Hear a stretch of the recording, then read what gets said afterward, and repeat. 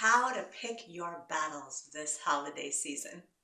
Dr. Mary, and that is tongue-in-cheek today's topic, not literally battles, but what to do when you and your family disagree on the how, what, the where of the holiday season. It is December 2016 as I record this, and this is actually a follow-up to last week's video. So last week I was talking about how to keep your sanity intact during the holiday season, and Margot asked me a follow-up question to that video, and she wanted to know, what do you do when your family is just dead set on doing things a certain way and you don't really want to do that? So she feels like she's kind of rocking the boat if she speaks her truth.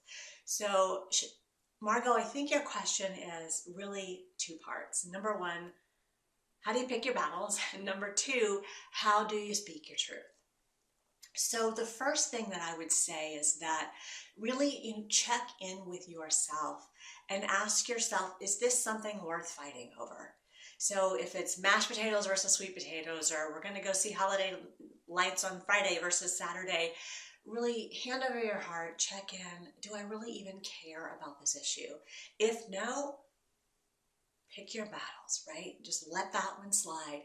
But if this is something that's really important to you, if you get like a hard, soul-wrenching, yes, this is important to me, then check in. What is it that I really want? So it's really important to me that we go see holiday lights together as a family, because it reminds me of childhood. I love to see the lights. It makes me happy. It puts me in a good mood, whatever, right? I'm just making stuff up. So check in with you. Is it important? Why is it important? And then how are you going to speak your truth to your family? So I have a couple of different strategies for you. The first is be your own best friend here. Literally ask yourself the question, if your best friend came to you and asked you that question, what would you tell her? We usually know how we best need to deal with situations.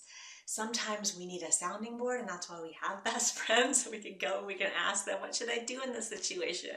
I had to do that last week, actually.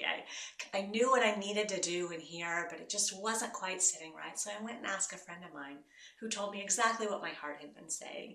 And we were laughing over the fact that sometimes you just need a second party. So that's what gets to the second step. So check in with yourself about what you should say, how you should handle the situation, and then grab a buddy and rehearse. Sometimes it's nice to have a friendly face to bounce ideas off of, to rehearse plausible scenarios with, to just practice. If you're afraid of a real confrontation, to practice your speech, so to speak, with before you deliver it to the person that you're having a conflict with. So it's really simple. I hope that serves you, Margot. But how do you pick your battles? Check within. Is this really a battle you want to fight? If yes, then speak your truth, honestly, authentically, lovingly. No accusations. It's more about, this is why it's important to me. This is the need that it's meeting for me. Not you always, we always, I never get to pick. No. That's very disempowering. Take your power back and really, if it's important to you, speak your truth. And that's where grabbing a buddy and bouncing ideas off of that person can really help you figure out, how can I best approach this? Making it more about you and your needs, not like an I'm being selfish kind of way, but it's like, this is just really important to me because, and most people respond pretty well to that because you're not attacking them, you're not confronting them, you're saying, here's why I want to do this. This is why it's important to me. I hope that serves you as our kind of part 2 of how to keep your sanity intact through the holiday season. So check in with your heart space. And then if it's really important for you to speak your truth, do so in a way that's loving and honoring and respectful for you and the other person. Practice with a best friend, or ask yourself, what advice would I give to a best friend in this situation? And if you need a little more, reach out to me, Dr. Mary at drmarypritchard.com. I will see you next week.